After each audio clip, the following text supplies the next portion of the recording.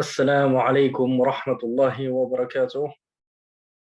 J'espère que vous allez tous bien.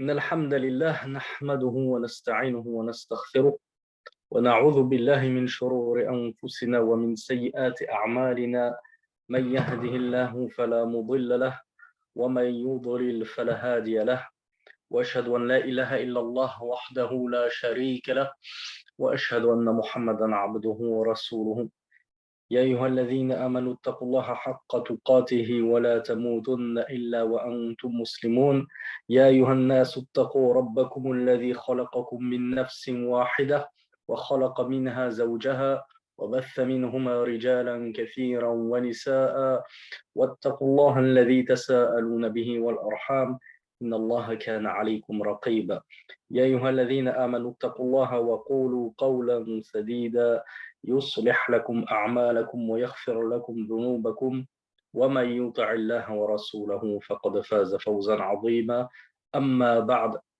فإن أصدق الحديث كتاب الله وخير الهدي هدي محمد صلى الله عليه وعلى آله وسلم وشر الأمور محدثاتها وكل بدعة ضلالة أما بعد. Mes chers frères, mes chères sœurs, sans plus tarder, nous arrivons au point numéro 28 qui est An-Niyya, l'intention.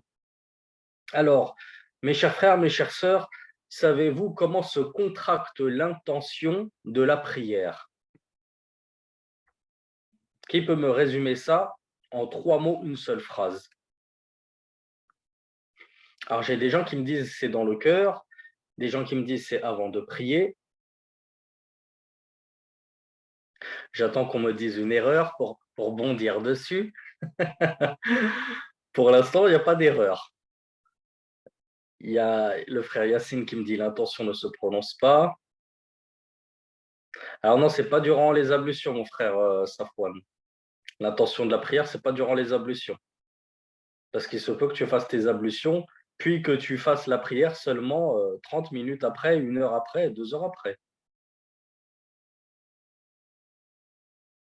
Bon, ben, j'ai pas eu de réponse shafi'ite me disant ben, l'intention, c'est de dire à voix haute, oh Allah, je mets l'intention de prier le Dhuhr. N'est-ce pas? Je ne l'ai pas vu passer.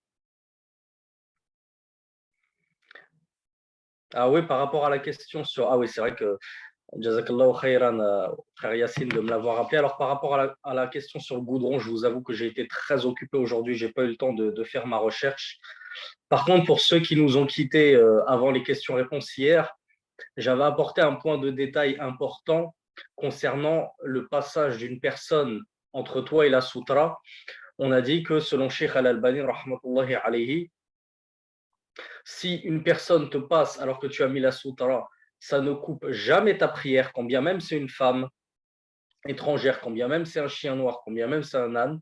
Par contre, si tu n'as pas mis de sutra et que cette femme étrangère te passe devant, ou le chien noir ou l'âne, il te passe devant, ça invalide ta prière, donc elle est annulée, tu es obligé de la recommencer. C'est l'avis d'une partie des savants, et il y a d'autres savants qui voient que rien n'annule la prière. Pour ces savants qui voient que rien n'annule la prière, ils disent toutefois que si tu laisses passer une personne devant toi, ceci va diminuer la récompense de ta prière. Et ils se basent sur la parole de Omar ibn al-Khattab, radiyallahu anhu, qui avait dit « Si l'homme savait ce qu'il lui est diminué de sa prière lorsqu'on lui passe devant, il ne laisserait personne lui passer devant. » Donc, à défaut, à minima, ta prière est diminuée en récompense si tu ne fais pas l'effort de stopper la personne qui cherche à passer devant toi, comme malheureusement le font par exemple certaines mamans. Hein, les femmes sont toujours beaucoup plus sensibles et tendres que nous les hommes. Du coup, son petit enfant, il passe devant, elle le laisse jouer comme ça devant elle en pleine prière et il passe comme ça, il fait des allers-retours. Ou ceux qui se disent, bon, c'est qu'un chat, c'est mon petit chat Mimi, c'est pas grave, alors je le laisse passer. Non, ne laissez rien vous passer devant en prière, car cela diminue de votre récompense. Comme le disent les savants, quand bien même cette parole, elle vient de Omar ibn al-Khattab et pas directement du prophète, sallallahu alayhi wa sallam, c'est le genre de parole qui ne peut émaner que d'une révélation. Ce n'est pas possible que Omar, radiallahu anhu, invente une chose aussi énorme sans l'avoir entendu du messager d'Allah, sallallahu alayhi wa sallam. Donc on en vient à notre niyya, l'intention. Point numéro 28. Le Cheikh Al-Albani rahmatullahi alayhi nous dit ولا بد للمصلي من أن ينوي الصلاة التي قام إليها وتعيينها بقلبه. Alors, le Cheikh nous dit et il est indispensable que le prieur mette l'intention de la prière pour laquelle il s'est levé et qu'il la désigne dans son cœur. Alors là, on a une double faïda. Première faïda, on voit que l'intention, c'est dans le cœur. Comme vous avez été quasiment, il y a eu un consensus de votre part sur le fait que l'intention se noue, se contracte dans le cœur, pas sur la langue. Donc, je ne dis pas l'intention à voix haute. On le verra, la plupart des savants voient même que c'est une bid'a de dire ça à voix haute, et c'est vrai qu'on trouve ceci dans le madhab shafi'ite. Et chez les shafi'ites, c'est mustahab, c'est recommandé de dire l'intention à voix haute. Cependant, la majorité des autres écoles et des autres savants ne les ont pas suivis dans cela. L'intention, c'est vraiment dans le cœur. Deuxième faïda, le Cheikh Al-Albani rahmatullahi alayhi nous dit wa ta'yiniha. C'est-à-dire que lorsque tu mets l'intention de faire la prière, tu dois aussi désigner en ton fort intérieur quelle est cette prière.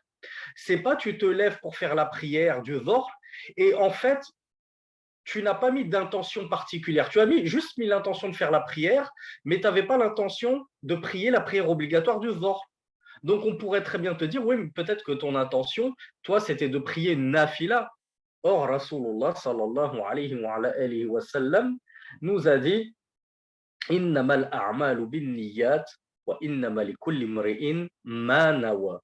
C'est-à-dire, les œuvres ne valent que selon leur intention et chacun n'aura la récompense que de ce qu'il a mis, que de ce pourquoi il a mis l'intention. C'est-à-dire tu ne vas récolter que ce que tu as mis comme intention. Si tu n'as pas mis l'intention de faire une prière obligatoire, tu n'auras pas récolté cette prière obligatoire. Parce que ton intention, elle était générale. J'ai l'intention de faire la prière, oui, mais ça peut aussi bien être une prière obligatoire qu'une prière surrogatoire.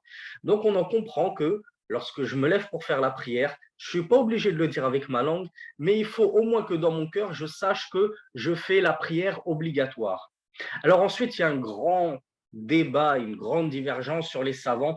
Est-ce que ça suffit d'avoir l'intention de prier la prière du moment? C'est-à-dire là, c'est le moment du Dhuhr.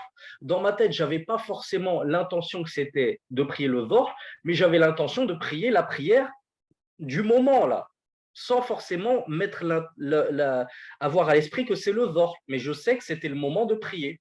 Donc, pour sortir de la divergence, comme je vous le dis toujours, on essaye de mettre l'intention la plus précise possible. Je mets l'intention de prier le Dhuhr, je mets l'intention de prier le Fajr, je mets l'intention de prier l'Aïcha, etc., etc. Donc, le Cheikh nous dit qu'à fardi dhuhri ou l'asr, ou sunanihima mathalan. Donc, je mets l'intention de prier le Dhuhr, je mets l'intention de prier le Asr, je mets l'intention de prier la sunna du Dhuhr. Donc, même les prières sunna, je mets l'intention que c'est une prière sunna que je vais prier. Wa huwa shartun aw ruknun. Et le Cheikh, rahmatullahi alayhi, nous dit que l'intention, soit on considère ça comme une condition, hein, c'est pour ça qu'il y a un frère qui m'a dit, l'intention c'est ce qu'on met avant la prière. C'est la définition même de la condition, comme on l'a vu dans le premier cours. La condition, c'est ce qui est exogène à la prière et qui doit être concrétisé avant de débuter la prière. Telle est la niya. L'intention, je dois la mettre avant de débuter la prière. Et il y a des savants qui voient que le meilleur moment de mettre l'intention, c'est pile poil lorsque je commence la prière et que j'entame le takbiratul ihram. Le Cheikh Al-Albani nous dit donc c'est une condition ou bien c'est un pilier. Quant au fait de prononcer l'intention avec la langue que ce soit à voix haute ou à voix basse, eh bien le cheikh nous dit que ceci est une bid'a, une innovation qui contredit la sunna. ولم يقل بها أحد من متبوعي المقلدين من الأئمة. Et personne n'a dit ceci parmi les suiveurs des imams, c'est-à-dire parmi les suiveurs des 4 écoles, ou plus que les 4 écoles, hein, parce que je vous rappelle qu'à l'époque, il n'y avait pas que 4 écoles. Alors, je ne sais pas si la vidéo s'est coupée pour vous aussi. Vous me voyez toujours?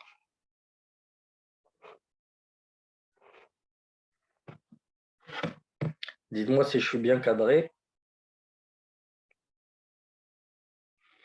Mais comme je vous l'ai dit, c'est vrai, hein. Bien coiffé, merci. Comme je vous l'ai dit, c'est vrai qu'on trouve quand même cette parole dans le mazhab de l'imam Shafi'i. Cependant, dans le mazhab Shafi'i, il faut faire la différence. Même dans le mazhab Shafi'i, l'imam al-Nawawi, qui rapporte cet avis, il n'a jamais dit que c'est obligatoire de dire la niya à voix haute. Ils ont dit que c'est recommandé. Donc, quant à prétendre que c'est obligatoire, il y a un savant parmi les Shafi'ites qui a osé le prétendre et il s'est fait contredire par les autres savants du mazhab qui ont dit c'est une faute. Ceci est une faute, il a fait une faute, ce n'est pas vrai, il a mal compris les propos de l'imam Shafi'i, ce n'est absolument pas obligatoire de prononcer avec sa langue la niya. Et nous disons que peut-être que l'avis le plus correct et le plus juste, c'est que ce n'est même pas recommandé puisque c'est bid'a. Les Shafi'ites, ce sont les suiveur de l'imam Ash-Shafi'i, qui est le fondateur de la 3e école de jurisprudence qui nous est parvenue. Donc voilà pour la niya.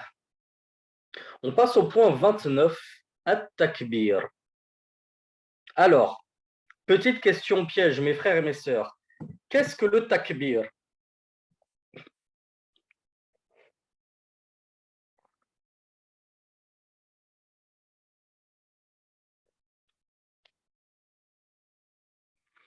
Alors, il y a beaucoup de personnes qui me disent c'est le fait de dire Allahu Akbar.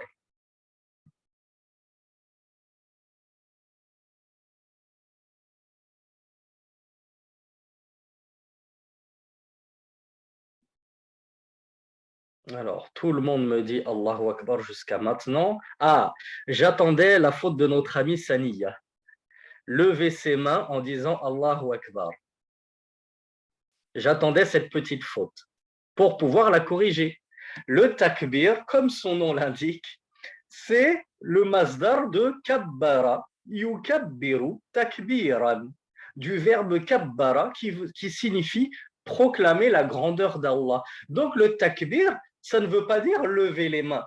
C'est pas parce que quand je fais le takbir, je lève les mains, et quoique, hein, comme peut-être que les malikites d'entre vous et les hanafites d'entre vous, vous ne levez les mains qu'à un seul moment dans toute la prière, c'est takbiratul ihram, et après chez vous, ce n'est pas recommandé de lever les mains à un autre moment dans la prière. Ça prouve bien que le takbir, c'est pas lever les mains. Le takbir, c'est juste dire Allahu Akbar. Quant à lever les mains, en arabe, ça s'appelle raf'ul yadayn. Ça ne s'appelle pas takbir. Donc, je voulais juste préciser cette petite subtilité, qu'on comprenne bien ce que signifie le mot takbir. Ça signifie proclamer la grandeur d'Allah, dire Allahu Akbar. Donc, point numéro 29. Le Cheikh Rahmatullahi alayhi nous dit Thumma.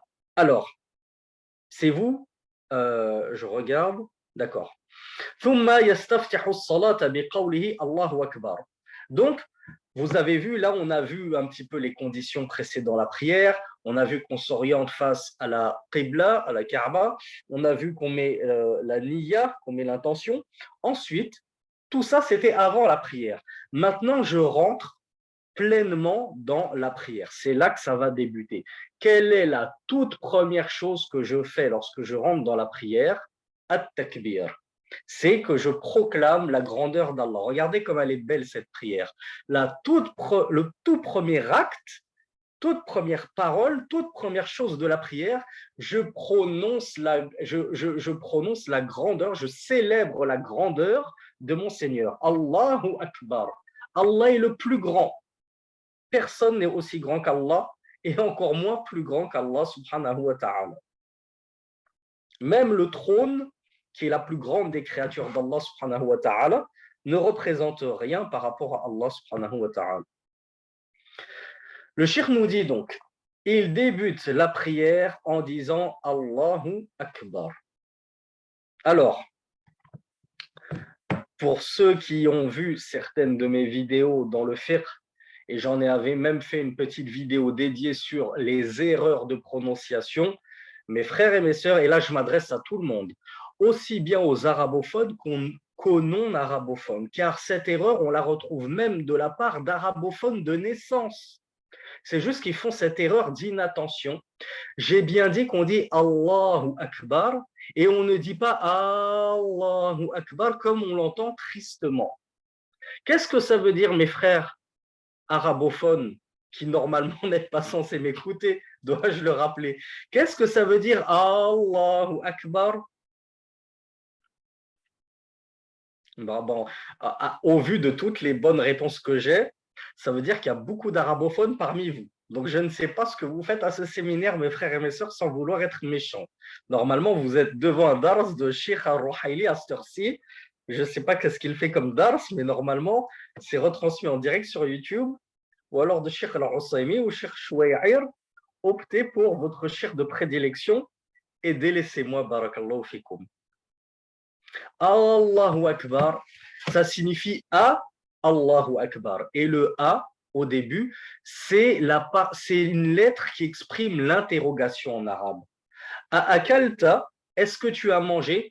Akatabta wajibatik, est-ce que tu as écrit et tu as fait tes devoirs? Ce A, au début, il signifie est-ce que. Donc, quand toi, tu prononces le A du début en disant Allahu Akbar, comme le font certains, et certains le font pendant l'adhan et l'iqama. Mais en prière, c'est encore pire, parce que la prière, elle est obligatoire. Et tu commences la prière en remettant en cause la grandeur d'Allah sans même t'en rendre compte. C'est pire que de le faire pendant l'iqama et l'adhan. Donc, Allahu Akbar, se dire, est-ce que Allah est le plus grand? Tu poses la question, tu doutes? Et il y en a qui disent, Allahu Akbar. Qu'est-ce que ça veut dire Allahu Akbar?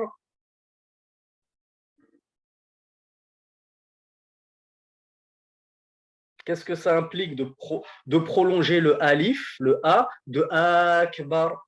Eh bien, c'est aussi une question. Pareil, on a vu la règle. Lorsque tu as deux alifs, ça devient, dans ce cas de figure-ci, une question. Donc, tu dis Allah est-il le plus grand? Dans le premier cas de figure, Allahu Akbar, tu dis est-ce que Allah est le plus grand? Et quand tu dis Allahu Akbar, tu es en train de dire Allah est-il le plus grand?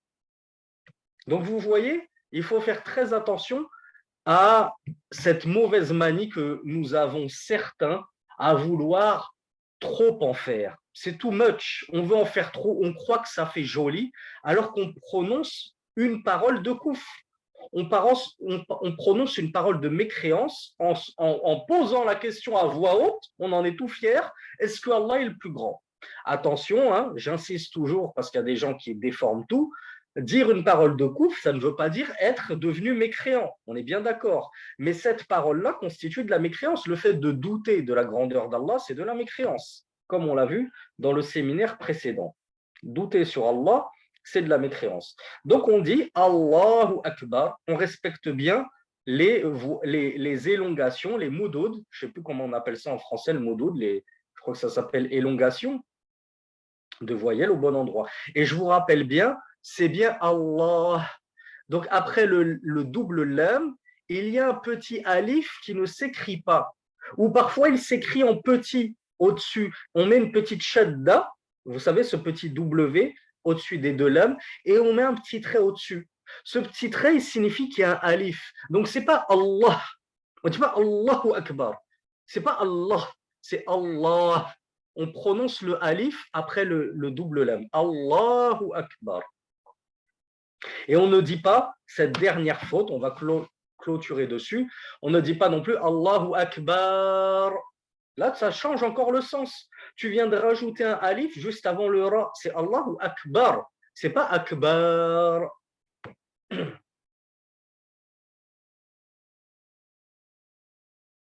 Et le cheikh nous dit wahwa ruknun. Donc le fait de dire ce takbir, comment est-ce qu'on appelle ce takbir? Il a un nom spécial ce takbir. Qui sait comment il s'appelle? Ce tout premier takbir de la prière. Bravo, bravo mes frères et mes sœurs. Takbiratul ihram. Qu'est-ce que ça veut dire al-ihram? Vous savez tous que ce takbir il s'appelle takbiratul ihram. Vous savez tous maintenant ce que veut dire takbir. Maintenant, reste à définir ce que signifie al-ihram. Et je vois que vous savez tous que j'ai l'impression de faire un cours à des arabophones. C'est pas normal, hein? Vraiment, c'est pas normal. Ça me fait plaisir de voir que vous avez autant de connaissances en langue arabe. Bien sûr, je suis l'un des seuls qui vous pousse en permanence à apprendre la langue arabe. Donc, ça me fait plaisir de voir que vous maîtrisez de la langue arabe, mais normalement, vous n'avez rien à faire avec moi. Donc, al-ihram, c'est la sacralisation. Donc, le takbiratul ihram, c'est la proclamation de la grandeur d'Allah qui va rendre ta prière, qui va te mettre dans un état de sacralité, de sacralisation. Qu'est-ce que ça veut dire? Ça veut dire qu'à partir de ce moment-là, je n'ai plus le droit de faire ce qui est interdit dans la prière et qui va venir contredire la sacralité de la prière, comme par exemple manger. Dès que j'ai dit Allahu Akbar, je vais pas. Il y a ma femme qui me dit ah mais je t'ai fait un thé, ah ben c'est pas grave, je le prends et je bois. J'ai pas le droit de boire en prière. J'ai pas le droit de manger en prière. J'ai pas le droit de répondre au téléphone. Je dis Allahu Akbar, ah j'ai un appel, c'est important, bon c'est pas grave, je décroche. Ça y est, j'ai dit Allahu Akbar, je suis entré en état de sacralisation. Et le Cheikh Al-Albani nous dit c'est un pilier. Qui peut me rappeler ce que ça signifie Allahu Akbar? C'est un pilier. Si je suis sûr que vous êtes certains à avoir déjà vécu ça, surtout nos frères et nos sœurs qui sont épris de wasawis, qu'Allah les guérisse. Je suis sûr qu'il y en a certains qui ont déjà été confrontés au fait de faire la prière. Et puis, à la Fatiha ou juste après, tu te dis, mais est-ce que j'ai fait le takbiratul ihram? Je ne sais même pas si je suis rentré en prière. Eh bien, figurez-vous que celui qui va délaisser takbiratul ihram, quand bien même ce serait involontaire, quand bien même il l'aurait oublié, sa prière, elle est nulle.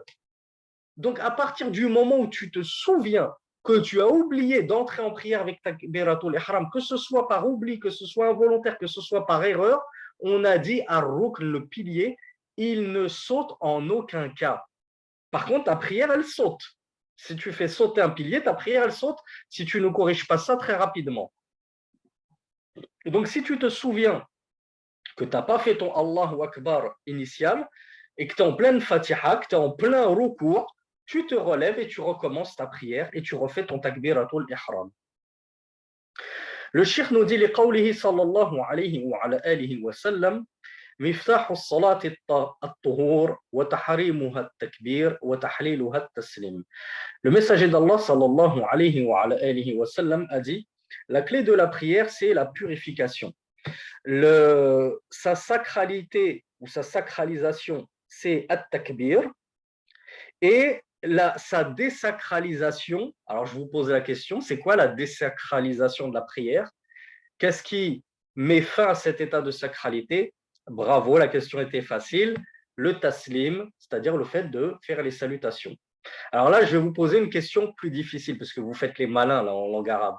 On va voir si vous êtes vraiment si fort que ça en langue arabe. Quelle est la différence? Rasulullah, il a dit Miftah salati tuhur. Quelle est la différence entre tuhur et tahur?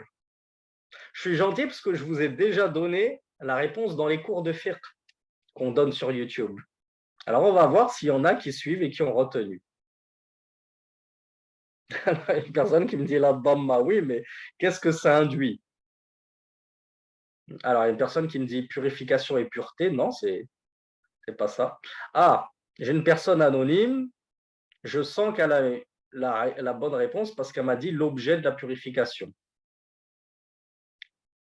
Non, tahur, ce n'est pas la pudeur. En tout cas, pas dans un sens métaphorique, oui. Mais ce n'est pas ce qui est voulu ici, dans la différence tahur et tahur. Ah voilà, il y a une personne qui s'appelle S aussi qui me dit le moyen de purification. Donc, je ne vous fais pas languir plus longtemps.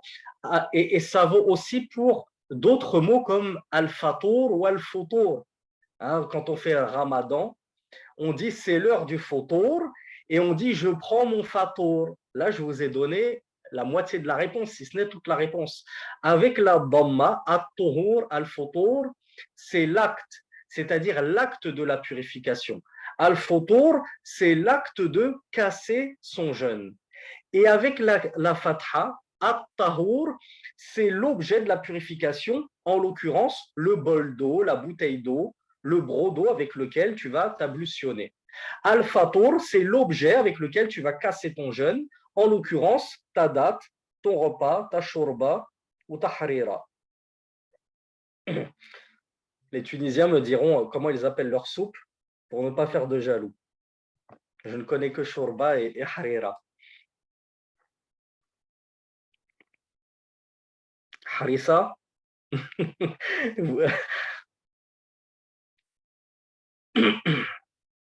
Point numéro 30. Shorba aussi en Tunisie. Eh bien, bienvenue aux Tunisiens. Point numéro 30. ولا يرفع صوته بالتكبير في كل الصلوات إلا إذا كان إماما. Ah, là c'est un point aussi qui est judicieux de rappeler. On ne lève pas la voix en faisant le takbir dans toutes les prières. C'est pas tout le temps, c'est pas obligatoire de toujours le dire à voix haute. Tu peux le dire à voix basse, tu peux le dire à voix médiane, tu peux changer parce que le messager d'Allah sallallahu alayhi wa sallam, il n'a pas été rapporté qu'il lançait le takbir à chaque fois à voix haute lorsqu'il priait seul. Par contre, le Cheikh Al-Albani nous dit illa idha kana imaman, sauf lorsqu'il est imam. Alors bien évidemment, comme vous vous en doutez, un imam qui a 50 rangs de prière derrière lui, s'il fait un tout petit takbir tout discret, comme le font certains imams malheureusement qui n'ont pas le fiqh de la salat, qui n'ont pas la bonne compréhension de la salat, et il te fait un tout petit takbir, les personnes, les frères qui sont au 50e rang, ils ne l'entendent pas, donc ils ne savent même pas si la prière a débuté ou non. Donc l'imam, il se doit de lancer un takbir à voix haute. Par contre, quand toi, tu pries tout seul chez toi, tu peux faire le takbir tantôt à voix haute, on parle du takbir à l'ihram, tantôt à voix basse, tantôt à voix médiane. Point numéro 31. ويجوز تبليغ المؤذن تكبير الإمام إلى الناس إذا وجد المقتضي لذلك أو bien إذا وجد المقتضي لذلك كمرض الإمام وضعف صوته أو كثرة المصلين خلفه. Là, c'est Cheikh Al-Albani rahmatullahi alayhi qui va nous rapporter une erreur. Et cette erreur, je suis sûr que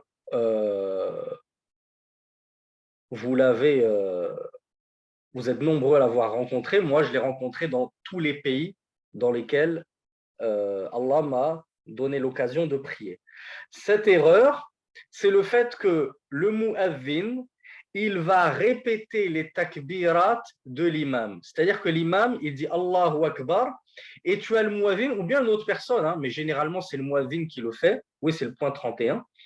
Le mu'adhin va répéter Allahu Akbar après l'imam. Est-ce que c'est une erreur de faire ça? Est-ce que vous le savez?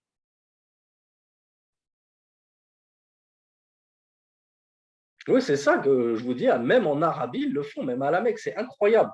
Et ça, c'est une erreur. Pourquoi c'est une erreur? Cheikh Al-Albani, rahmatullahi alayhi, nous dit, ça, on le fait lorsque la voix de l'imam ne porte pas jusqu'au bout. C'est-à-dire que le takbir de l'imam, il ne peut pas être entendu par la totalité des fidèles. Alors là, oui, il est judicieux que le muazzin ou bien des fidèles dans les rangs intermédiaires,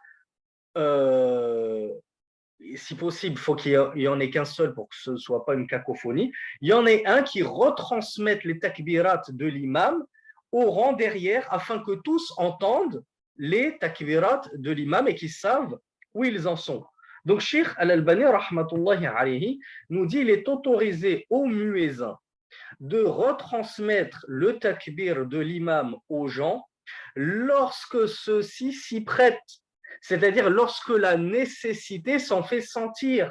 Donc, lorsqu'il n'y a pas de nécessité, et de nos jours, en 2023, mes frères, est-ce qu'il existe encore une mosquée dans laquelle l'imam ne prie pas avec un micro? Au point que son takbir, ses mouvements, et quand il se relève Sami Allahu liman hamida, au point qu'il y ait des gens qui ne l'entendent pas. Même nos chères sœurs dans leur salle, tout au fond de la mosquée ou tout en haut de la mosquée, elles l'entendent parce qu'il y a des micros. Donc, quelle est l'utilité du muezzin de répéter les mouvements, de répéter les takbirat de l'imam alors que l'imam il a un micro et que tout le monde l'entend? Donc ça, encore une fois, c'est une erreur qui n'émane que d'un manque clair de fiqh, de compréhension de la religion et en l'occurrence de compréhension des sagesses de la prière et des jugements de la prière. Donc Al-Albani nous dit la nécessité, elle se fait sentir lorsque l'imam il est malade. Et je vous rappelle qu'à l'époque de Sheikh Al-Albani, rahmatullahi alayhi, quand il a écrit ce livre, les micros, ils étaient loin d'être démocratisés comme maintenant. Donc il nous dit lorsque l'imam il est malade ou bien qu'il a une voix faible, oui, là la nécessité s'en fait sentir. Et lorsqu'il n'y a plus de nécessité, quel intérêt? Et je ne sais pas vous, mes frères, vous me le direz, mais moi personnellement, ça me perturbe énormément quand j'entends à chaque fois le muezzin répéter les takbirats de l'imam qu'on entend très bien. Je ne sais pas pourquoi, mais moi, ça me perturbe, ça me gêne plus qu'autre chose. Le Cheikh Al-Albani nous dit, et parmi ce qui s'y prête, le fait qu'il y ait de très nombreux prieurs derrière l'imam. Hein, alhamdoulilah, on n'est pas tous en terre de coufre, dans des toutes petites mosquées ridicules. Allez en Algérie, allez au Maroc, allez en Égypte, allez en Syrie, allez en Arabie Saoudite, vous allez aller à Dubaï, aux Émirats Arabes Unis, au Qatar, vous allez voir des mosquées gigantesques. Alors oui, s'il n'y avait pas de micro, là, forcément, on aurait eu besoin de plusieurs personnes pour retransmettre les takbirats aux 500 000 rangs qu'il y a derrière l'imam. Mais maintenant, avec le micro, cela ne s'y prête plus. Ça me fait penser à une petite, on ne va pas dire que c'est une erreur, mais c'est dans le même genre d'incompréhension, c'est par rapport à l'adhan. Cheikh Ibn Uthaymin a expliqué que maintenant qu'il y a des haut-parleurs qui diffusent l'adhan partout, le muezzin n'a plus besoin de se boucher les oreilles pour lancer son adhan et il n'a plus besoin de se tourner à gauche et à droite pour dire hayya ala al-salah, hayya ala al-falah. Et il n'a plus besoin d'hurler. Hein, dans un cours, je vous avais dit, la sunna, c'est de hurler. Allahu Akbar, Allahu Akbar. C'est pas de le dire tout doucement avec une voix mélodieuse et puis de tatrib, Allahu Akbar, comme on l'entend. Mais maintenant, Cheikh Ibn Uthaymin nous dit, puisque on a des microphones et des haut-parleurs qui retransmettent l'adhan bien plus fort et bien plus loin que si le muezzin s'enfonçait les doigts dans les tympans et hurlait du plus profond de sa voix, alors il n'y a plus lieu de revivifier, entre guillemets, ces sunan. Parce qu'il y a certaines sunan qui émanaient d'une sagesse qui était adaptée à une situation bien donnée. Si la situation ne s'y prête plus, on délaisse cette sunna. Le plus grand exemple, c'est la prière en chaussures dans les mosquées. Dans nos mosquées, maintenant, elles sont toutes tapissées.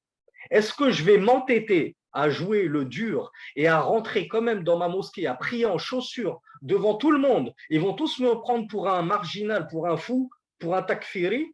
Ils vont tous appeler Darmanin, qui va me sortir à coups de CRS de la mosquée parce que j'ai pris en chaussures. À l'époque du messager d'Allah, ça s'y prêtait volontiers. De nos jours, prier en chaussures dans des mosquées tapissées, ça ne s'y prête plus. Comme je vous l'ai dit, même, enfin je vous l'avais dit dans un cours il y a des années de cela, même à la mosquée de la Mecque qui n'est pas tapissée, c'est mal vu d'y aller en chaussures. Moi, j'avais pris en sandales, les gens me prenaient pour un fou. Ils me disaient, mais tu pries en chaussures dans la mosquée de la Mecque, et taqillah, les impuretés, tatati, tatata. Donc, comment voulez-vous expliquer une chose pareille à des gens qui n'ont jamais étudié? Eux, ils te prennent pour un fou, pour un marginal. Donc, comme nous l'expliquent les savants, parfois, il vaut mieux délaisser une sunna pour éviter une fitna, une cacophonie, un bazar, le désordre, plutôt que de s'entêter. Non, moi je m'en fiche. Je vais montrer la sunna à ces juhal. Je vais montrer c'est quoi la sunna à ces ignorants. Et puis ça crée une pagaille pas possible. Sheikh Al-Albani nous dit, point numéro 32. ولا يكبر المأموم إلا عقب انتهاء الإمام من التكبير. Alors, takfiri, c'est ceux qui excommunient tout le monde de la religion. Toi, tu es sorti de la religion, toi, tu es sorti de la religion, toi, tu es sorti de la religion, pour un oui ou pour un non sans raison. Excommunier quelqu'un de la religion après lui avoir exposé les preuves et pour un motif légal, ça, c'est pas du takfirisme. Les takfiris, le problème, c'est qu'ils font sortir tout et n'importe qui à cause de leur ignorance, justement. Donc, qu'est-ce qu'on disait? Point numéro 32, je voulais vous poser la question. Nous, en tant que fidèles, à quel moment on doit faire le takbiratul ihram? En même temps que l'imam, après l'imam?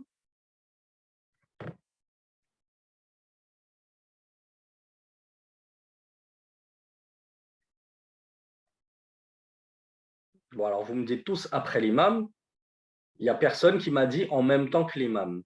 Est-ce que vous avez déjà entendu, je m'adresse surtout, oh là, je l'ai rattrapé avant qu'il se casse la figure, est-ce que vous avez déjà entendu certains imams dire la tasbiqul imam wa la tusawu?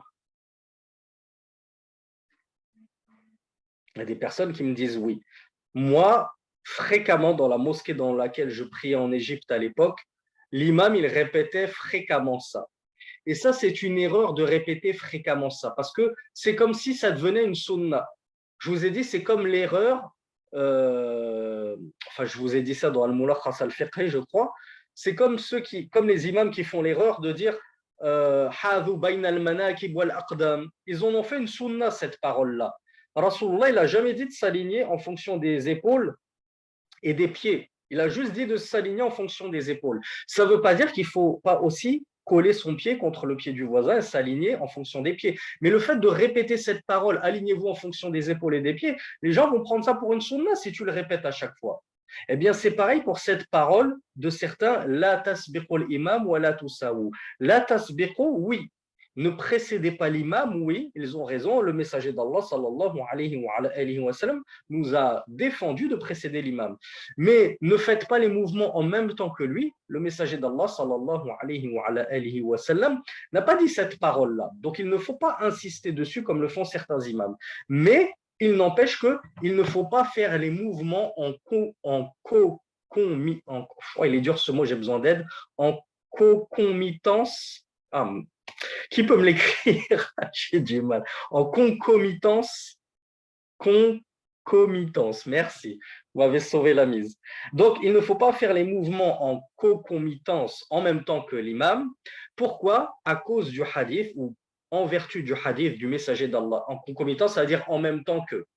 C'est pas je guette l'imam, dès que je le vois lever ses mains, tout de suite, moi, je fais exprès de les lever en même temps pour dire Allahu Akbar en même temps que lui. Et pareil, lorsqu'il se relève de l'inclinaison, je me relève tout de suite en même temps que lui. Non, parce que le messager d'Allah, sallallahu alayhi wa sallam, a dit, alors on me dit qu'il y a des caméras qui sont activées, barakallahu fikum, éteignez vos caméras, éteignez vos micros.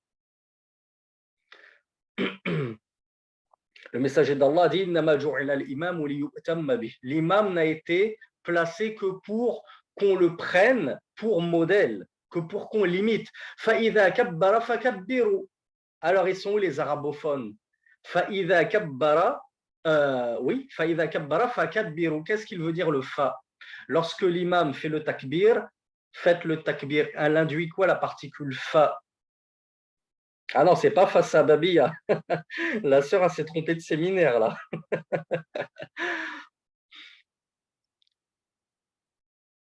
Voilà, le fa, il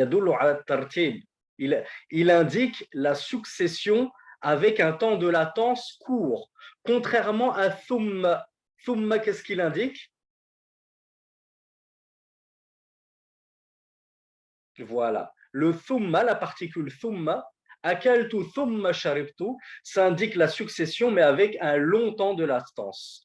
Donc, si je te dis akaltu fa sharibtu, ça veut dire j'ai mangé, puis immédiatement après j'ai bu, ou peu de temps après j'ai bu. Quand je te dis akaltu thumma sharibtu, ça veut dire j'ai mangé, puis une heure après j'ai bu. Donc Rasulullah nous a dit, lorsque l'imam il fait le takbir, fakabbiru, alors ça veut dire, puis vous aussi faites le takbir immédiatement après l'imam. Donc on voit que les mouvements de la prière, les takbirat, on fait tout ça, à chaque fois on suit l'imam dans ses mouvements. Ni on le précède, surtout pas, ni on essaye de les faire en même temps que lui. On laisse un temps à l'imam et ensuite on fait les mouvements nous-mêmes.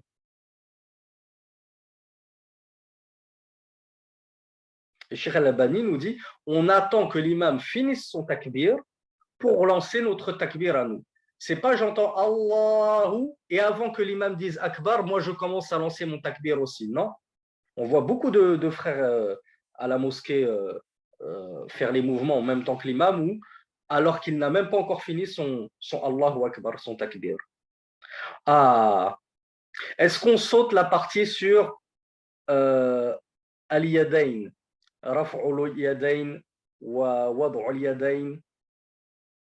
Est-ce qu'on saute la partie sur le fait de lever les mains et poser les mains sur la poitrine parce que je vais perdre la moitié la moitié des participants au séminaire parce qu'ils sont malikites et ça va faire des accros.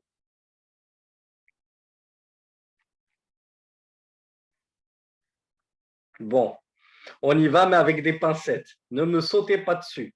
Ah, on m'a suffisamment sauté dessus aujourd'hui. Laissez-moi respirer un petit peu. Le levage des mains, c'est comme ça qu'on dit le levage, le lèvement, comment on dit? Ce soir en français, je suis perdu. Levage, ça se dit levage. Je vous fais confiance, hein. Ce séminaire est enregistré. Ne me faites pas dire des bêtises. L'élévation, allez, quoique, mais l'élévation, ça ne me plaît pas trop. Alors, le fait de lever les mains et de quelle façon on lève les mains dans la prière. Parce que souvenez-vous, tout à l'heure, je vous ai dit, c'est quoi le takbir? Il y a certaines personnes qui pensent que le takbir, c'est le fait de lever les mains. Quand bien même elles penseraient que c'est le fait de lever les mains en disant Allahu Akbar. Non, le takbir, c'est juste le fait de dire Allahu Akbar. Et lever les mains, je crois qu'on l'a dit très succinctement dès le premier cours, c'est simplement une sunna. Alors que le takbir, qui peut me rappeler ce que c'est? C'est une sunna, c'est un wajib, c'est un rukn, c'est optionnel, c'est makruh, c'est quoi? Ah, c'est quelqu'un qui m'a dit wajib, je ne suis pas content. On vient de le voir avec Sheikh Al-Albani. Sheikh Al-Albani nous a dit c'est un rukn. Attention mes frères, l'obligation, on a dit que, alors autant pour moi, c'est peut-être moi qui ai mal posé la question. Je parlais du takbiratul ihram.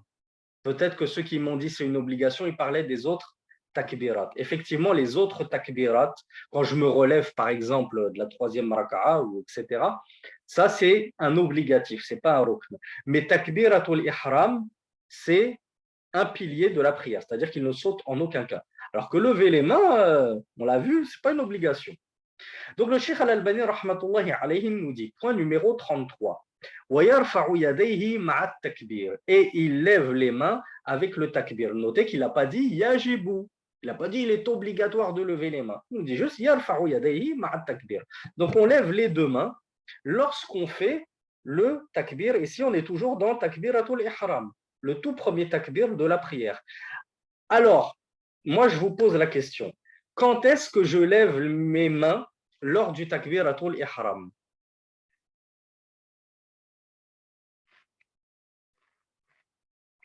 Alors, il y en a qui me disent après.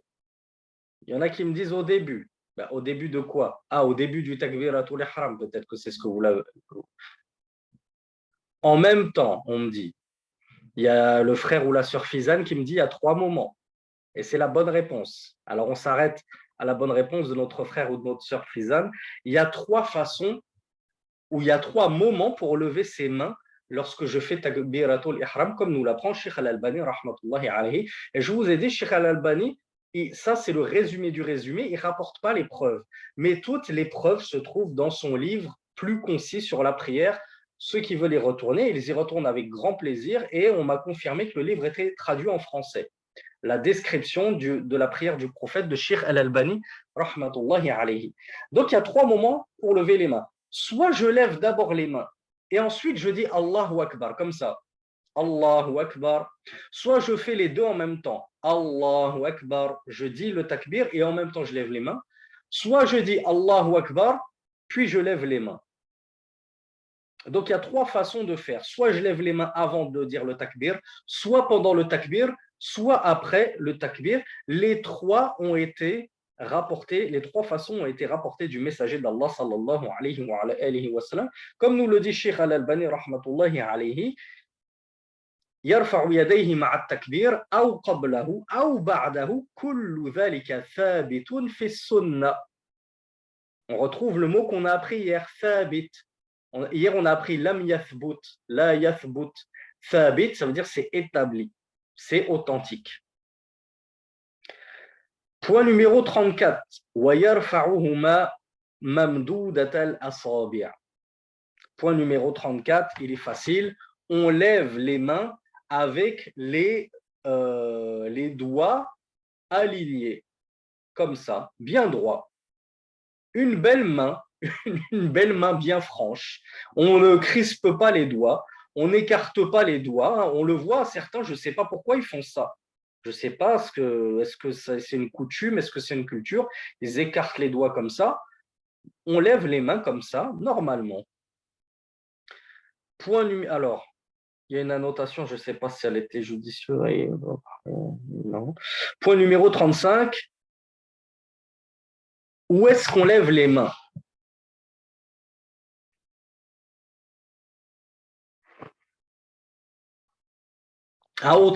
À quelle hauteur est-ce qu'on lève les mains? Ah ben je vois que vous le savez tous. Allahumma barik. Allahumma barik. Il y a deux endroits où je lève les mains. En tout cas, il y a deux endroits sunna où Rasulullah sallallahu alayhi wa sallam levait ses mains. Soit il les levait à la hauteur de ses épaules. Ah, vous voyez, ma main elle est à la hauteur de mon épaule. Soit il les levait à la hauteur du lobe de ses oreilles. Donc je ne les lève pas trop haut. Et l'erreur, enfin, c'est pas une erreur. Hein. Je ne vais pas citer un pseudo-prédicateur qui commençait à expliquer que c'était obligatoire que les mains elles fassent face à la Qibla et qu'elles soient ici et qu'elles ne soient pas comme ça et qu'il ne faut pas faire comme Sangoku et des trucs de… Il était parti dans un délire incroyable alors que de base on a vu que lever les mains c'est juste une sunna. Donc pourquoi dire aux gens c'est obligatoire que tu lèves comme ci et comme ça? Il n'y a rien d'obligatoire. Arrête de nous compliquer la vie. Cependant, celui qui veut vraiment pratiquer la sunna, oui, il l'élève à hauteur de ses épaules ou à la hauteur du lobe de ses oreilles. On en voit certains, comme le disait ce pseudo-prédicateur, qui l'élèvent comme ça tout discrètement à hauteur du nombril, quoi. Ils font comme ça un petit, je ne sais pas si on me voit à la caméra parce que moi je ne me vois pas, mais ils lèvent leurs mains comme ça, Allahu Akbar, et ils s'arrêtent comme ça. Alors on ne va pas dire que c'est une erreur, on dit juste que lui, il n'a pas concrétisé la sunna. C'est pas comme ça qu'on lève les mains. Si tu veux les lever, tu les lèves franchement. N'aie pas honte de lever tes mains.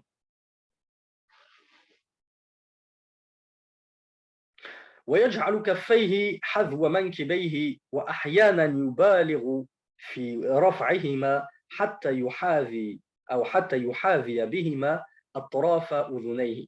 Donc le cheikh nous dit il lève les paumes de ses mains au niveau de ses deux épaules et de temps en temps il exagère et il va lever jusqu'à la hauteur de ses oreilles, du lobe de ses oreilles, l'extrémité de ses oreilles. Alors, le Cheikh Al-Albani nous parle d'une chose cocasse en annotation. Moi, je ne l'ai jamais vue et je serais curieux de savoir si toi, si vous l'avez déjà rencontré. Il dit, il y en a qui vont lever leurs mains et se toucher les oreilles. Moi, je ne l'ai jamais vu. Alors, je ne sais pas, est-ce que c'est une coutume, est-ce que c'est une aqida, une croyance farfelue que certains auraient? Allahu a'lam. Sachez qu'il n'y a pas de base dans la sunna que Rasulullah se touchait les oreilles quand il faisait Allahu Akbar. Non, on les lève comme ça, à hauteur des épaules, tout simplement. Bon, il faut vraiment qu'on aborde ce point, numéro 36. Où est-ce qu'on pose les mains? Alors, je vous pose la question. Après avoir fait mon Allahu Akbar, qu'est-ce que je fais de mes mains? Ah oui, grande divergence, hein. Enfin non, la divergence, elle n'est pas si énorme que ça, hein. Faut pas croire que c'est la divergence du siècle. Est-ce que je les laisse retomber, comme on dit, les bras ballants le long du corps? Est-ce que je les mets sur ma poitrine? Est-ce que je les mets juste au-dessus de mon nombril? Est-ce que je les mets sous mon nombril? Eh bien, les savants ont divergé sur la question. Le Cheikh Al-Albani nous dit, point numéro 36, ثم يضع يده اليمنى على اليسرى عقب التكبير وهو من سنن الأنبياء عليهم الصلاة والسلام وأمر به رسول الله صلى الله عليه وعلى آله وسلم أصحابه فلا يجوز إسدالهما. Ne m'en voulez pas, c'est la parole de Cheikh Al-Albani. Ne me tombez pas dessus. Point numéro 36, le Cheikh nous dit, puis il va poser sa main. Alors, lorsque je pose mes mains, en admettant que je les pose sur la poitrine, ou que je pose mes mains sur mon torse, je pose la main droite sur la gauche ou la gauche sur la droite?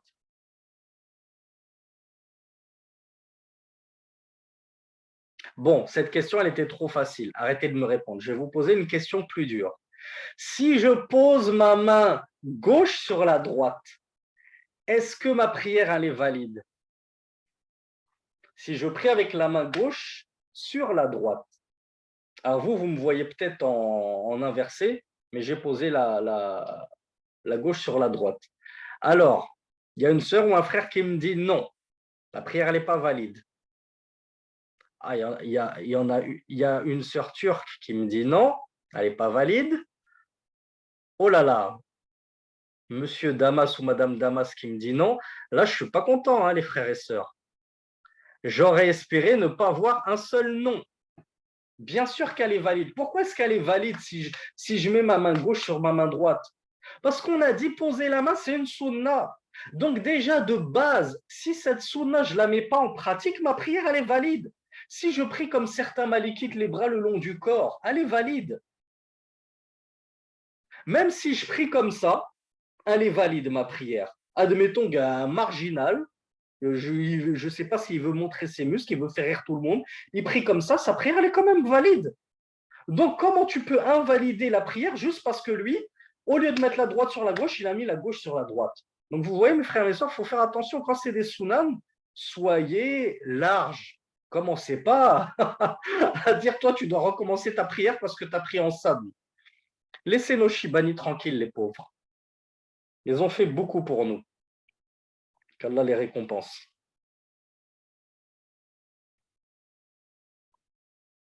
Alors, le Cheikh Al-Albani nous dit, on doit poser la main droite sur la main gauche à takbir, à la suite du takbir. Hein, parce qu'il y a une petite divergence qui est, elle aussi, pas méchante du tout. Ne vous crépez pas. Les Shibani, c'est les anciens, hein, notamment nos parents et nos grands-parents maghrébins, africains, turcs, les premières générations à être venues comme ça, à avoir construit les mosquées, à avoir essayé de propager l'islam autant qu'ils pouvaient en terre de Kouf. Qu'Allah les récompense pour les efforts qu'ils ont faits.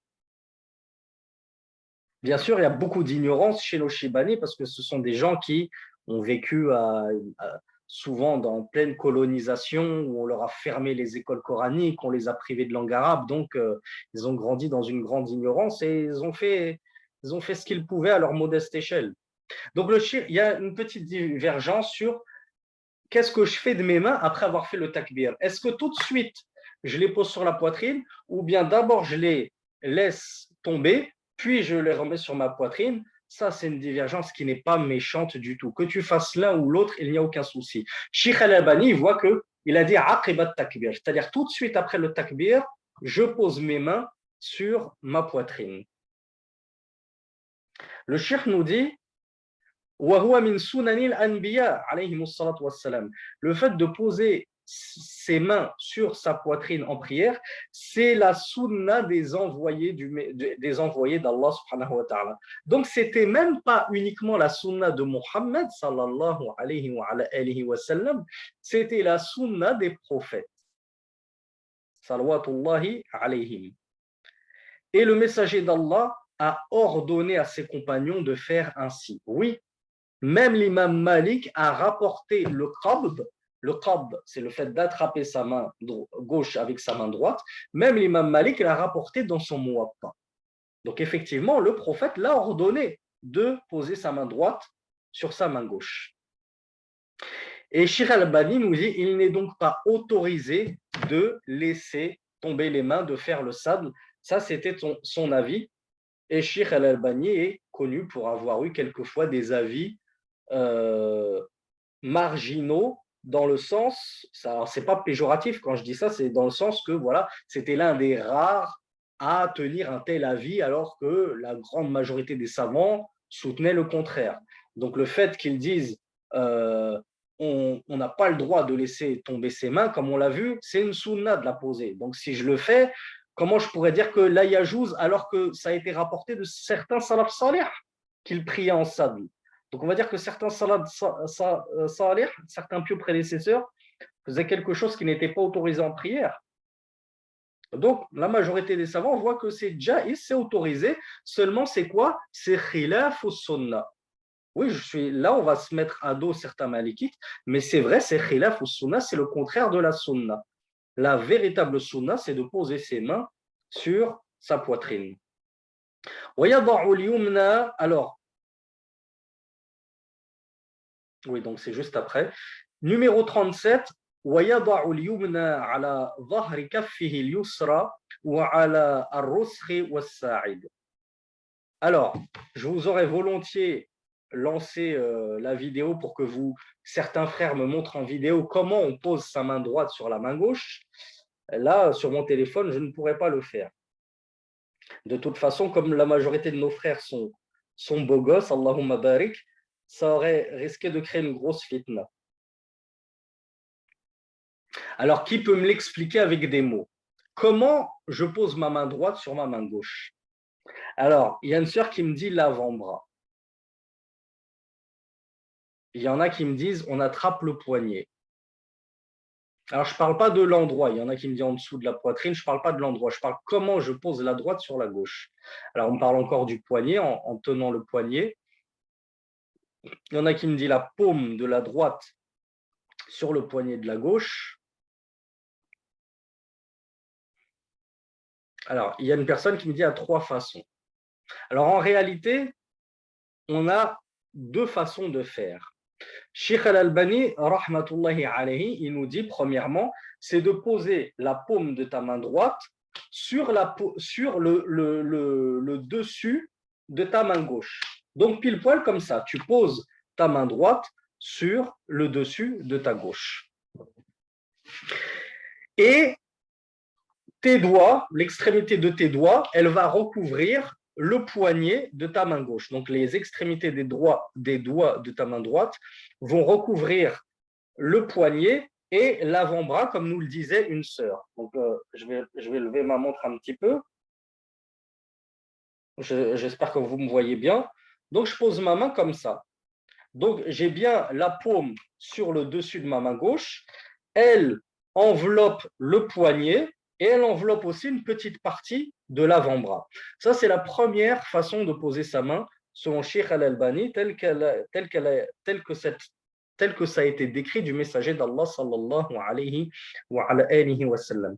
Il nous dit la deuxième façon, point numéro 38, وَتَارَةً يَقْبِضُ بِالْيُمْنَى عَلَى الْيُسْرَى.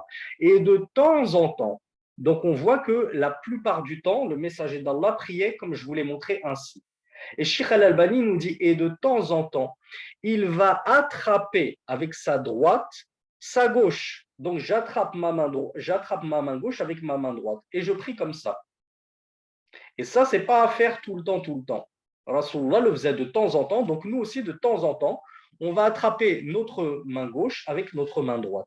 Sheikh Al-Albani nous dit en commentaire, quant au fait de faire cette troisième façon, qui est une troisième façon qu'ont considéré certains savants comme étant une bonne façon recommandée de faire, car elle regroupe toutes les façons du messager d'Allah. C'est-à-dire que je vais agripper ma main gauche avec ma main droite et en même temps, je vais recouvrir le poignet et l'avant-bras. Eh bien, Sheikh Al-Albani nous dit que ça n'a pas été rapporté dans la sunna. Donc, encore une fois, mes chers frères, mes chères sœurs, si je fais comme ça, si je fais comme certains savants ont dit, on va joindre les deux et je vais agripper ma main gauche avec ma main droite tout en agrippant mon poignet et mon avant-bras. Ma prière, elle est correcte ou elle n'est pas correcte? Elle est valide ou elle est invalide? Est-ce qu'on va annuler des prières pour un poignet? Voyons. Donc on est d'accord, alhamdoulilah. Cette fois-ci, je n'ai pas vu de non, prière annulée, taqullah, alhamdoulilah. Ce n'est qu'une sunna. Alors, je m'excuse pour le qu'une, ça peut être péjoratif, mais c'est pour vous dire, on n'annule pas des prières en délaissant des sunnas, mes chers frères et mes chères sœurs. Donc, on le répète, soit je mets ma main droite sur ma main gauche et un petit peu le poignet et un petit peu l'avant-bras, soit j'attrape ma main gauche avec ma main droite. Maintenant, j'ai vu en commentaire, parfois en prière au jama'a, en congrégation, on est serré, donc on est obligé parfois de mettre sa main droite jusque sur, comment ça s'appelle en français, le bras. Hein, il y a l'avant-bras et il y a le bras. Mais toi, tu vas mettre ta main droite comme ça sur le bras parce que tu es trop serré. Alors, il y a des savants qui disent non, ça, c'est pas la sunna. Oui, c'est pas la sunna. On le sait que c'est pas la sunna. Je le fais pas parce que je crois que c'est sunna de prier comme ça. Je le fais parce que mes deux voisins à gauche et à droite, Allahumma barik, ils sont imposants et moi je suis comme une sardine, donc j'ai pas le choix. C'est toujours mieux que de prier les bras le long du corps. Seulement, il ne faut pas croire que ça c'est une sunna et que lorsque je suis tout seul chez moi, je prie comme ça. Ça, c'est pas une position sunna. Maintenant, si même chez toi tout seul tu pries comme ça, c'est pas grave, ta prière elle n'est pas annulée. Tu auras juste fait khilaf ou sunna, l'opposé de la sunna. Alors maintenant, mahallul wada, point numéro 39. Où est-ce que je pose mes mains? On a vu comment j'attrape mes mains. On a vu qu'il fallait déjà mettre ses mains sur son torse. On a vu comment on les attrape. Maintenant, où est-ce que je les pose précisément?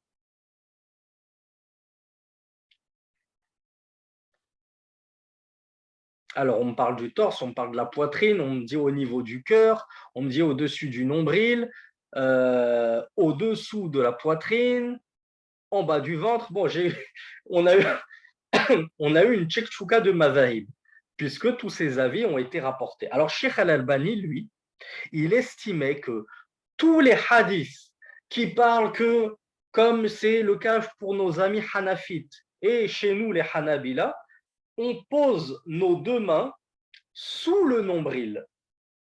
Et ça, il y a un hadith qui le rapporte, et notamment de Ali ibn Abi Talib radiallahu anhu, qui rapporte que le prophète sallallahu alayhi wa sallam prie ainsi.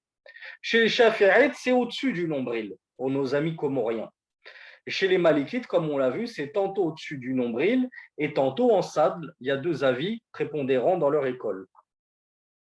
Sheikh Al-Albani, lui, il voit que toutes les positions autres que la position sur la poitrine as-sabr, les hadiths ne sont pas authentiques. Donc pour lui, la seule position authentiquement rapportée par le messager d'Allah sallallahu alayhi wa sallam, c'est de poser tes mains sur ta poitrine. Donc pas en dessous du nombril, pas au-dessus du nombril, mais sur ta poitrine. Ça vaut pour les hommes comme pour les femmes. Si je prie avec mes petites mains comme ça sous mon nombril, la prière elle est correcte ou elle n'est pas correcte? Je ne vais pas vous lâcher avec ça jusqu'à ce que j'ai 100% de bonnes réponses et que plus personne ne me dise encore si tu n'as pas fait telle sunna, ta prière elle est invalide, tu dois la recommencer. Bon, alhamdoulilah, même si je prie à la hanafite, même si je prie à la hanbalite, même si je prie en sadl, comme certains malikites, ma prière elle est correcte, alhamdoulilah. Mais nous, le but de notre séminaire, c'est d'écouter un séminaire, de perdre 1 heure avec Sami Philippe Chaouch, puis ensuite de retourner m'accrocher aveuglément à mon madhab, ou bien mon but, c'est de m'instruire pour apprendre quelle est la sunna la plus authentique et l'avis le plus prépondérant pour ensuite suivre cet avis-là. Notre but, c'est essayer de progresser, d'augmenter en science. Mais comme je vous l'ai dit, ce n'est pas une raison pour se crêper le chignon et invectiver tes frères, tes sœurs, tes voisins, ta famille. Ouais, toi, tu pries comme ça. Et moi, j'ai entendu le frère, j'ai entendu un imam dans un séminaire, il a dit que ce n'était pas authentique. Rappelez-vous, l'imam Ahmed, il a considéré que c'était authentique, sinon il n'en aurait pas fait son madhab. Il ne se serait pas basé sur ce hadith pour en faire son madhab. Pareil pour l'imam Malik. S'il jugeait que ce n'était pas authentique, il ne l'aurait pas rapporté, il n'en aurait pas fait son madhab. Donc, Sheikh al-Albani voit que ce n'est pas authentique, mais l'imam Ahmed et l'imam Malik, qui étaient bien plus savants que Sheikh al-Albani, avec tout le respect qu'on lui doit dans le hadith, ils ont considéré que c'était authentique. Donc, on se respecte. On se respecte.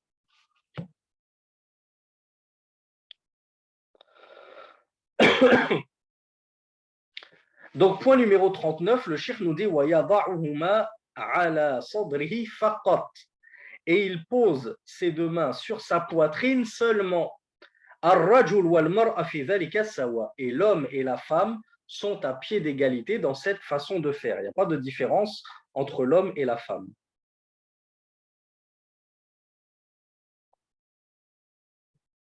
Et Sheikh Al-Albani nous dit, quant au fait de poser les mains à un autre endroit que la poitrine, soit c'est daif, c'est-à-dire lui considère que les hadiths ils sont faibles, ou bien que les hadiths n'ont aucune base.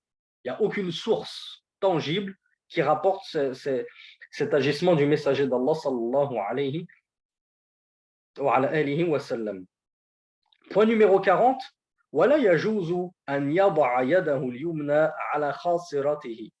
Alors, je vous avais dit, même si je fais ça, ma prière, elle est quand même valide.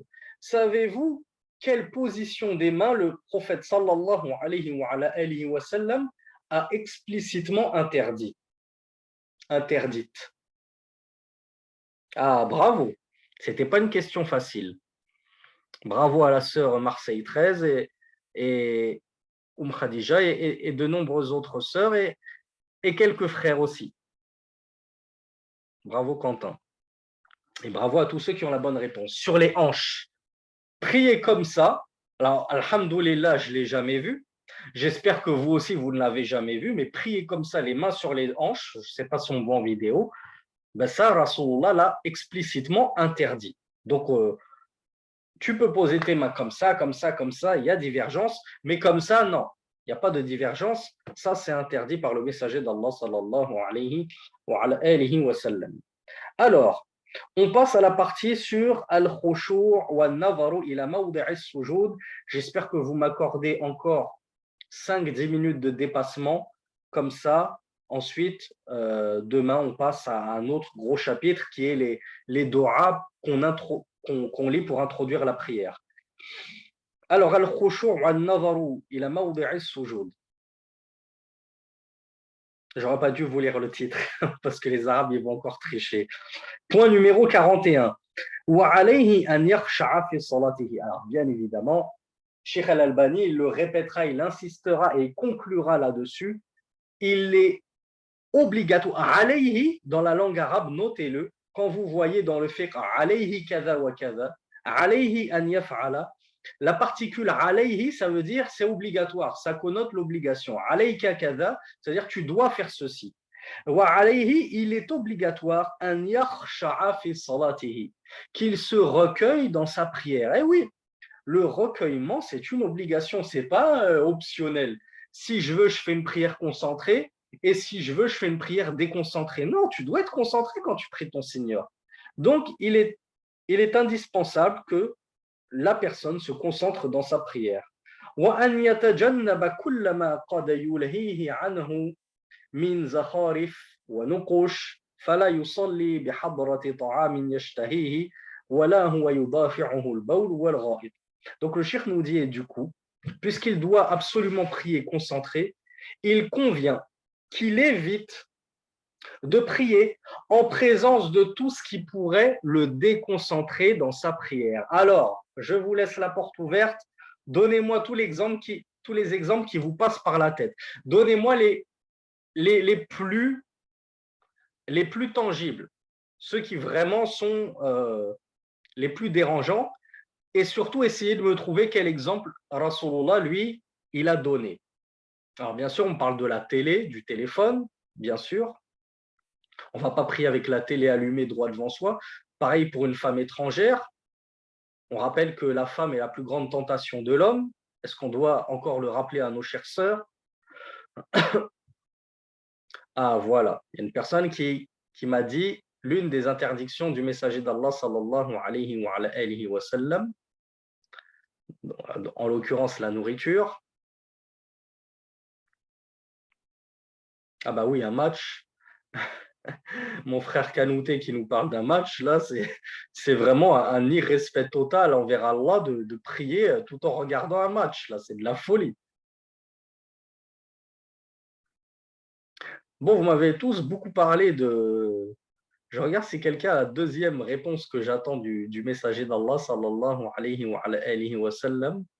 Vous êtes tous accros à la télé, apparemment. Télé, téléphone, on voit les deux fléaux de ce siècle qui ont captivé les esprits de nos frères et sœurs. Bon, je ne pense pas avoir vu le deuxième exemple, donc on va mettre fin à ce suspense terrible. Le Cheikh Al-Albani nous dit qu'il convient qu'on délaisse toute source de distraction qui va nous distraire de notre prière et qui va enlever ou diminuer de notre concentration dans la prière. Il nous dit telles que les décorations. Hein, vous êtes quelques-uns à m'avoir parlé de décoration. Et ça, mes frères et mes sœurs, comme vous vous en doutez, les décorations, ça vaut aussi bien pour la mosquée que chez toi. Comment ça se fait qu'on a des mosquées super décorées? Au point que quand on prie, on est plus concentré sur les écritures qu'il y a sur les murs en face de nous que sur notre prière. Ça déconcentre. Et les savants ont dit que ce n'était pas une bonne chose de décorer les mosquées. Maintenant, allez expliquer ça aux constructeurs de mosquées. Qu'est-ce que vous voulez que je vous dise? Normalement, les mosquées ne doivent pas être décorées parce que ça distrait, ça détourne l'attention des prieurs. Et chez toi également, si tu as des décorations autour de toi, essaye de te trouver un coin chez toi vide de toute distraction, de toute décoration. Certains ont des tapis très décorés. Si tu vois que à chaque fois que tu fais la prière, tu es concentré sur ton tapis parce que tu essayes de trouver un visage de shaitan. Ah tiens, il y a un point là et un point là, ça fait deux yeux, et puis je vois un triangle, on dirait une bouche de shaitan, et tu regardes pour essayer de trouver s'il n'y a pas des cornes et des triangles qui feraient des cornes. Tu es passé complètement à côté de ta prière, donc change de tapis. Change de tapis, prends-toi un truc tout simple, prie même sur le sol. Je vous renvoie à notre vidéo dédiée, la prière en chaussures et sans tapis. Arrêtez de croire que c'est obligatoire de prier sur un tapis. Si ton tapis te distrait, prie à même le carrelage. Tu auras un peu froid, t'inquiète pas, ça te rafraîchira. Ça te rafraîchira les idées. Moi, personnellement, j'aime beaucoup la sensation du frais sur mon front quand je prie. Maintenant, chacun voit midi à sa porte. Et il y a deux choses que le messager d'Allah, sallallahu alayhi wa sallam, a, j'allais dire condamné, c'est un mot un peu fort, mais il a défendu de faire la prière en présence de ces deux choses. Est-ce que vous savez? Voilà, il y a Ibrahim qui m'a donné cette deuxième chose. Donc la première chose, et vous êtes nombreux à m'en avoir parlé, c'est en présence de nourriture. Dès que le repas est prêt. Ta femme, elle t'appelle, elle te dit le repas est prêt, tu lui dis c'est bon, je prie rapidement et je suis à toi. Et en fait, durant toute la prière, tu as les bonnes odeurs du souksou qui te remontent aux narines et tu es concentré, tu te dis, oh là là, j'espère qu'ils vont me garder une part là. Je sens que la ma'araka, elle a commencé. Et tu n'es pas du tout concentré parce que tu penses au beau couscous que ta femme t'a préparé.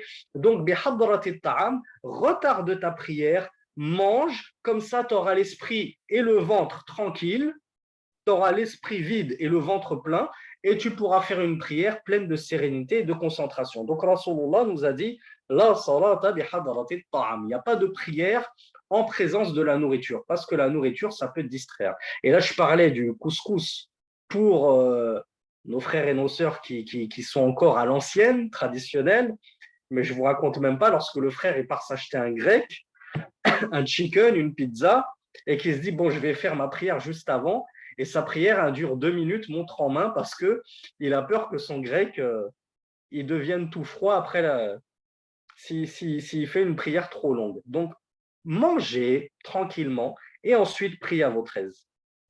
Deuxième chose qu'avait trouvé la sœur Ibrahim, mais peut-être qu'il y en a il y a d'autres personnes qui ont trouver la bonne réponse. Le messager d'Allah, sallallahu alayhi wa sallam, a interdit de prier lorsque on a envie d'aller aux toilettes, que ce soit par devant ou par derrière.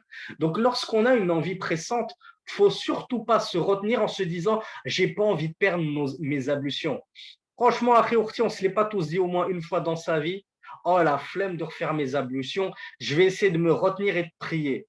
Et qu'est-ce qui se passe, Harry, puisque tu l'as vécu comme moi? Ta prière, elle était comment? Sois honnête avec moi, elle était comment ta prière? Mon beau-père, qu'Allah le préserve, il dit cette phrase que j'adore. Il dit, il dit cette prière, elle me plaît même pas à moi. Comment elle va plaire à mon Seigneur?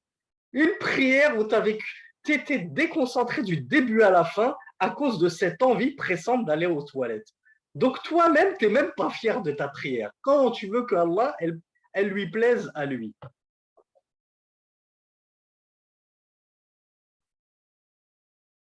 Donc le messager d'Allah, sallallahu alayhi wa sallam, a défendu de prier en retenant sa petite envie, ou sa grande envie même, à la limite une toute petite envie. On peut la retenir, hein, une petite envie, tu peux retenir ça, c'est pas un souci. Une grande envie, non, c'est très compliqué. Donc va à la selle, va te soulager, tu verras, refais tes ablutions, c'est pas grave, ça ne mange pas de pain, c'est des péchés en moins, c'est des hasanats en plus. Refais tes ablutions et prie en toute sérénité et en plein recueillement, car on l'a vu, le recueillement, c'est une obligation.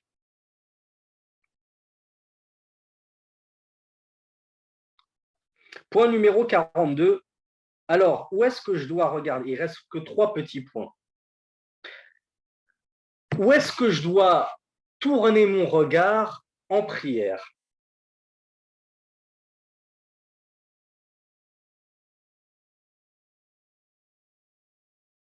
Alors, je rappelle à nos frères et à nos sœurs qui s'excitent sur le mot j'adore, on a une vidéo dédiée dessus sur l'emploi du mot j'adore est tout à fait autorisé. Quand je dis j'adore cette phrase, je n'ai pas dit que je me prosternais devant cette phrase et que j'immolais pour cette phrase et que je faisais des doigts à cette phrase barakallahu fikum. On ne va pas se répéter à chaque fois, on l'a déjà expliqué dans de nombreux cours. Il y a même des extraits sur TikTok là-dessus, donc on ne peut pas faire plus clair. Alors vous me dites tous, enfin vous êtes nombreux à me dire, on regarde là où on va poser notre front. Il y en a qui me disent on regarde le sol, le tapis. Bon, c'est une réponse bonne, mais un peu vague, parce que le sol et le tapis, ben, ça peut être long et large. Et la bonne réponse, c'est ceux qui m'ont dit je vais regarder où je vais poser mon front, c'est-à-dire l'endroit de la prosternation, comme l'a dit le Cheikh Al-Albani, rahmatullahi alayhi. Donc, le point numéro 42, pardon, il va regarder, lorsqu'il est en qiyam, en station debout, l'endroit où il va se prosterner. Donc, point numéro 43, point numéro 43, et on ne commence pas à jeter des yeux à droite et à gauche. On reste concentré en regardant l'endroit où je vais me prosterner.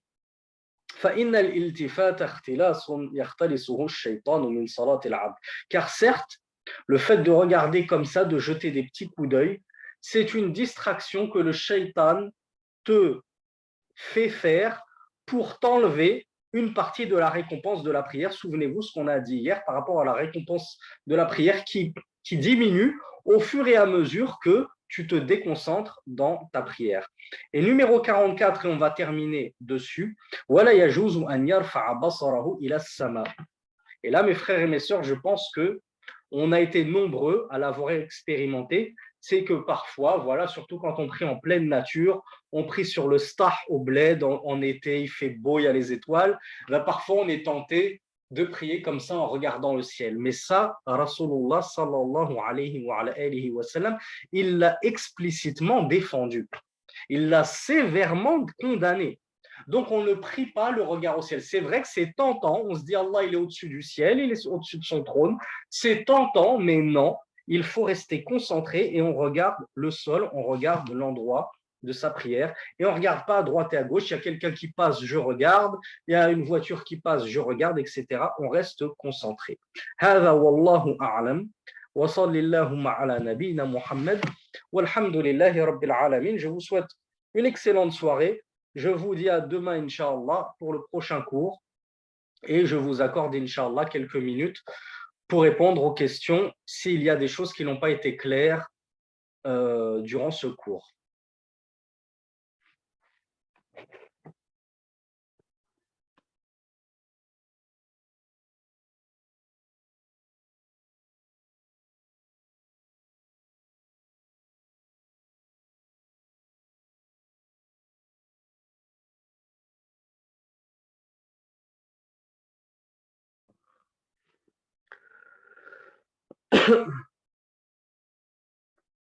Alors, il y a une sœur qui me demande quel est le jugement d'être concentré pendant la prière, mais de ne pas forcément comprendre tout ce que l'on dit. Ça arrive souvent aux non-arabophones, de ne pas comprendre tout ce que vous dites.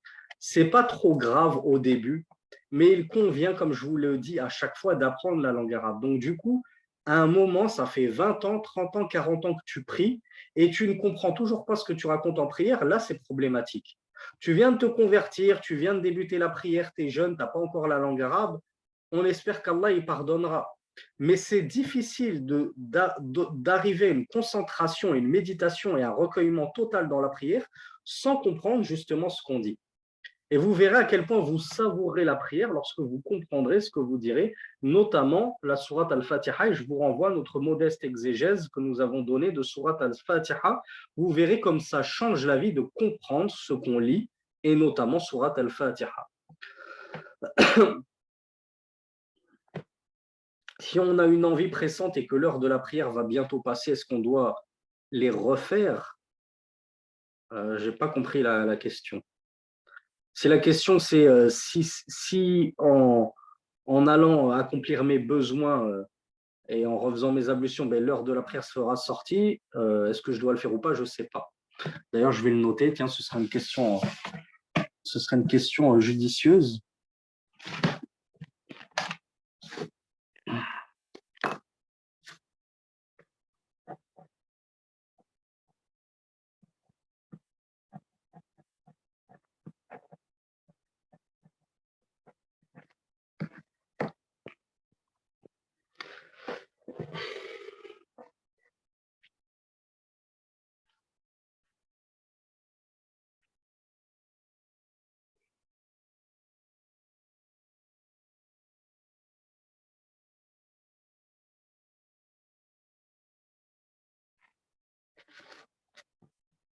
Ah oui, tu peux regarder. Il y a un frère qui me demande, peut-on regarder devant soi? Oui, tu peux regarder devant toi, mais ce qui est préférable, c'est vraiment de baisser le regard à l'endroit où tu vas te prosterner. Maintenant, tu peux regarder devant toi, il n'y a pas de souci. C'est juste que tu risques d'être distrait par tout ce qui va passer devant toi. Alors, si face à toi, il y a un mur, c'est demi-mal, mais si en face de toi, il y a des gens qui passent, des choses comme ça risque de te distraire.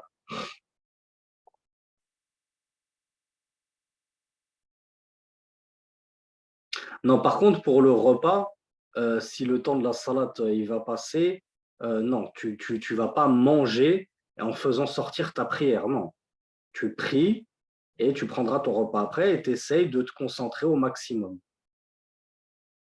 L'envie pressante, c'est quelque chose qu'on a du mal à retenir. Donc, c'est différent et je vais regarder ce qu'ont dit les savants à ce sujet. Inch'Allah.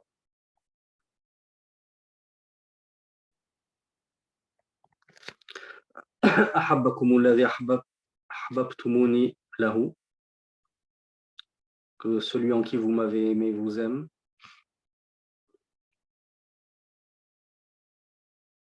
Peut-on fermer les yeux? Non, justement, le prophète sallallahu alayhi wa sallam a défendu de fermer les yeux. Cependant, il y a un avis de l'imam Ibn Qayyim al-Jawziyya qui est très pertinent et que j'ai beaucoup apprécié. C'est qu'il a dit que si on est une personne qui est sujette, lorsqu'on laisse et on garde les yeux ouverts à une déconcentration, on est facilement sujet à la déconcentration et on a du mal à trouver le recueillement lorsqu'on garde les yeux ouverts et que dès qu'on les ferme, on trouve le recueillement et l'apaisement requis en prière, alors dans ce cas-là, il est préférable et il est autorisé de fermer les yeux à ce moment-là. Si par contre, c'est ni l'un ni l'autre, que tu fermes les yeux ou que tu les ouvres, tu as le même recueillement et la même concentration, alors ne ferme pas tes yeux car le prophète sallallahu alayhi wa sallam l'a défendu.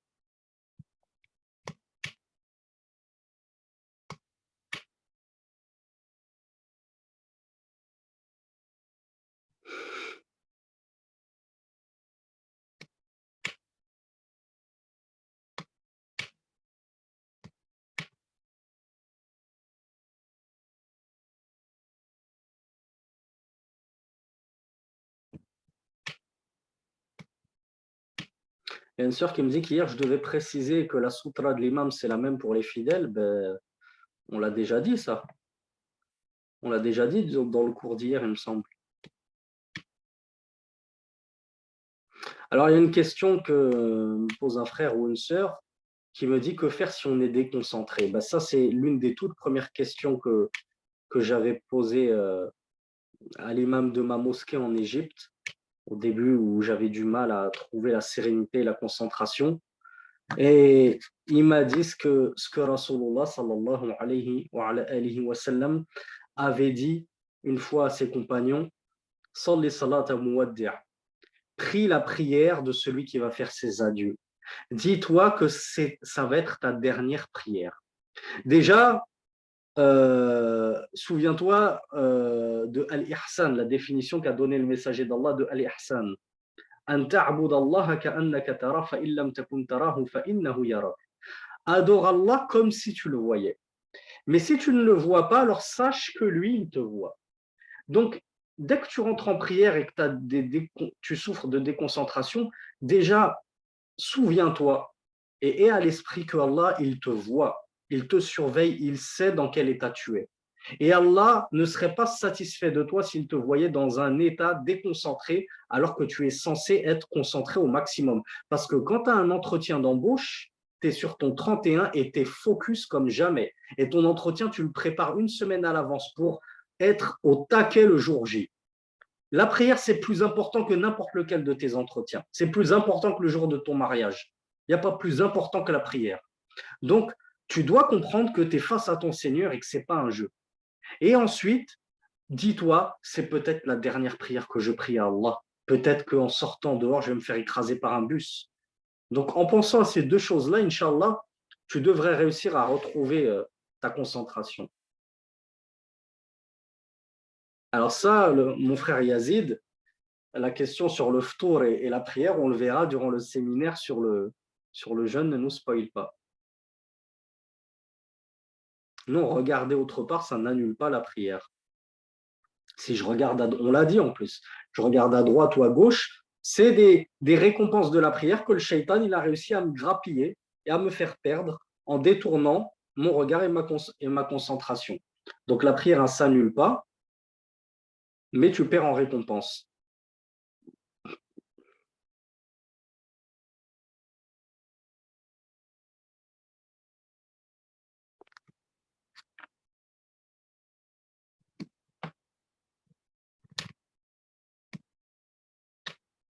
Alors, il y a la sœur Alice qui nous demande si elle sent que son enfant il est en danger et qu'elle regarde. Est-ce que c'est grave? Non.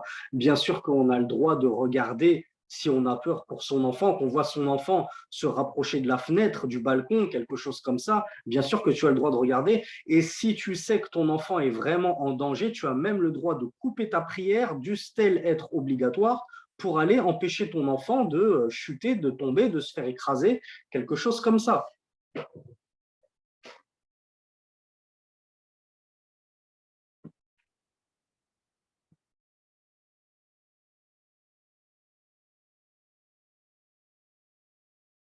Alors, le frère Omar, il me pose la question sur Takbiratul Intiqal, c'est comme ça que ça s'appelle. On le verra dans les cours suivants, Inch'Allah.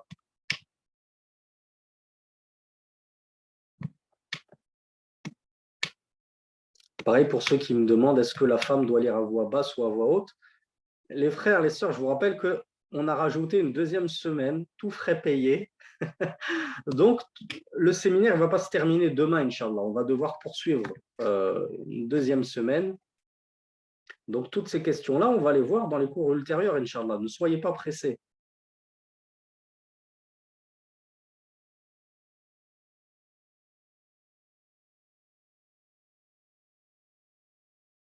Je vais faire une dernière question, si possible, la plus pertinente possible.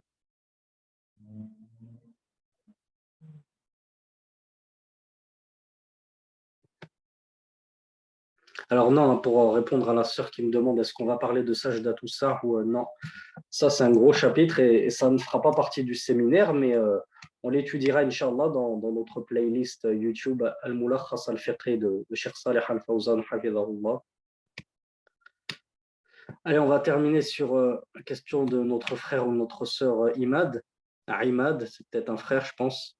Avoir un chewing-gum dans la bouche sans le mâcher, c'est permis. Non, il ne faut pas que tu manges en prière, on l'a vu, c'est interdit. Maintenant, garder ton chewing-gum dans la bouche sans le mâcher, alors oui, ça ne va pas invalider ta prière, mais on craint pour toi que tu finisses par le mâchouiller sans t'en rendre compte, et alors là, ça va invalider ta prière. Donc, je te déconseille de prier avec un chewing-gum dans la bouche, ou quoi que ce soit dans la bouche.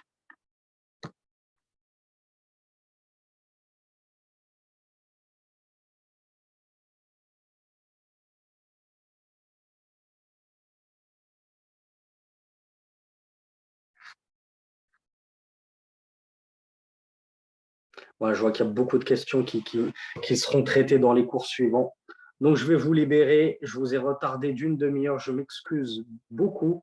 En plus, demain, c'est Jumu'ah. Je vous souhaite une très bonne nuit. Bonne soirée à vous. Jazakumullahu khairan. Merci pour votre patience et votre clémence sur moi et tous mes manquements. أقول قولي هذا وأستغفر الله لي ولكم سبحانك اللهم وبحمدك أشهد أن لا إله إلا أنت أستغفرك وأتوب إليك والسلام عليكم ورحمة الله وبركاته وآخر دعوانا أن الحمد لله رب العالمين